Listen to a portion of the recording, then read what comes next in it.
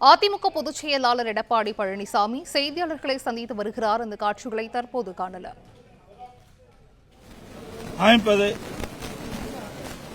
மத்திய அரசு ஏலமட்டத்தை ரத்து செய்ய வேண்டும் என்ற ஒரு தனி தீர்மானத்தை தமிழ்நாடு அரசு சட்டமன்றத்தில் கொண்டு வந்தது.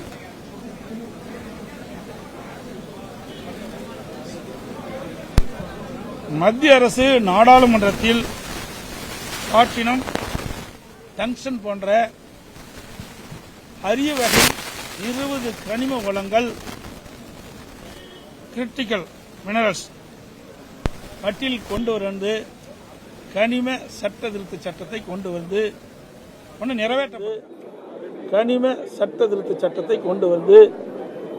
நிறைவேற்றப்பட்டது. அந்த சமயத்தில் திமுக நாடாளுமன்றங்கள், திமுக கூட்டணியில் அங்கமைக்கும் நாடாளுமன்றங்கள் இதற்கு முழுமையான எதிர்ப்பு தெரிவிக்கவில்லை. இந்த சட்டம் 2023 நாடாளுமன்றத்தில் கொண்டு வரப்பட்டு நிறைவேற்றப்பட்டது. அதில் இந்த அரிய வகை 20 அரிய வகை கனிமங்கள்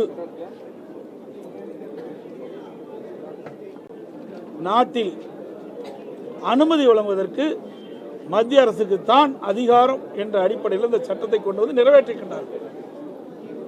அது மட்டுமல்ல, மற்ற கனிம வளங்களை மாநில அரசு எடுப்பதற்கு மத்திய அரசுடைய அனுமதி பெற வேண்டும் என்று தெரிவிக்கப்பட்டிருக்கிறது.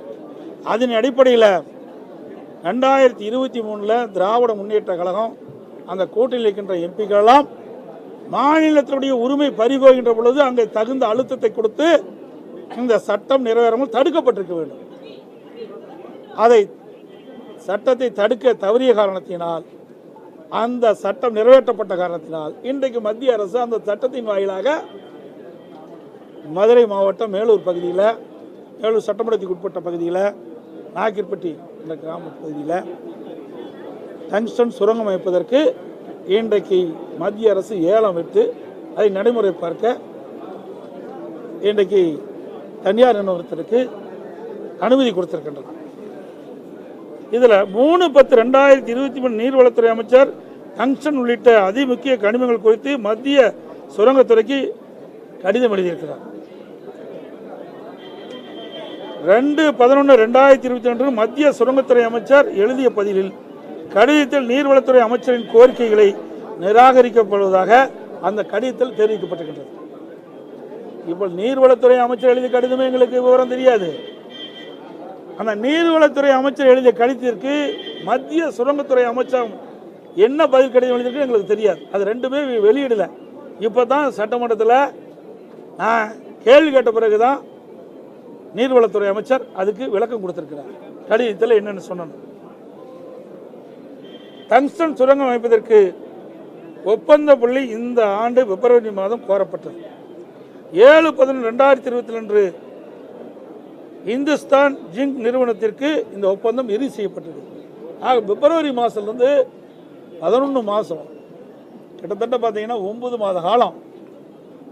இந்த 9 மாத காலத்தில் மாநில அரசிடமிருந்து மத்திய அரசுக்கு இந்த டங்ஸ்டன் சுரங்கம் அமைப்பதை ரத்து செய்ய வேண்டும் என்று எந்த கோரிக்கையும் வரவில்லை என்று மத்திய சுரங்கத்துறை அமைச்சகம் எக்ஸ் வலைதளத்தில் வெளியிட்டிருக்கார்.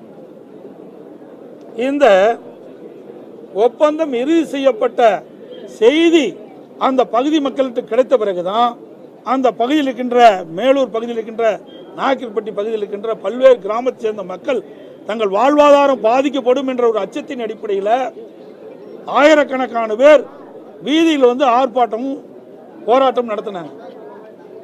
மக்கள் கொதித்து எழுந்த எண்ணி அரசாங்கம் வேகமாக அது வரைக்கும் கம்முன்னு இருந்துட்டு மக்களுடைய போராட்டத்தை சமாதானப்படுத்துகின்ற நோக்கத்தோடு மத்திய அரசுக்கு மாநில முதலமைச்சர் திரு ஸ்டாலின் அவர்கள் பிரதமருக்கு ஒரு கடிதம் எழுதுகிறார். அந்த கடித அடிப்படையில் மத்திய சுரங்கத்துறை அமைச்சகம் எக்ஸ் வலைதளத்தில் ஏன் நீங்கள் 10 மாதமா ஒப்பந்தம் அறிவிக்கப்பட்டதிலிருந்து இறுதி செய்யப்படும் வரை மாநில அரசிலிருந்து இந்த சுரங்கத்தை ரத்து செய்ய வேண்டும் என்று எந்த கோரிக்கை வைக்கவில்லை என்று எக்ஸில் வெளியிட்டார். அதைத்தான் நான் கேட்டேன், சட்டமன்றத்திலையும் கேட்டேன். இதையெல்லாம் ஆரம்ப காலத்திலே டங்ஸ்டன் சுரங்கம் அமைப்பதற்கு ஒப்பந்தம் புள்ளி கோருகின்ற பொழுதே மாநில முதலமைச்சர் அதைத்தான் நான் தெரிவித்தேன். ஆனால் அந்த மழுப்பலான பதில் இருக்கலாம், இவ்வளவு பிரச்சனைக்கு இடம் வந்திருக்காது தெரிவிச்சது. நீர்வளத்துறை அமைச்சர் சொல்கின்ற பொழுது இதற்கு முழு விளக்கம் கொடுக்க மாட்டேங்கிறார். ஏதோ பேசி பூசி மெழுகி அப்படியே முடிக்க பார்க்கிறார்.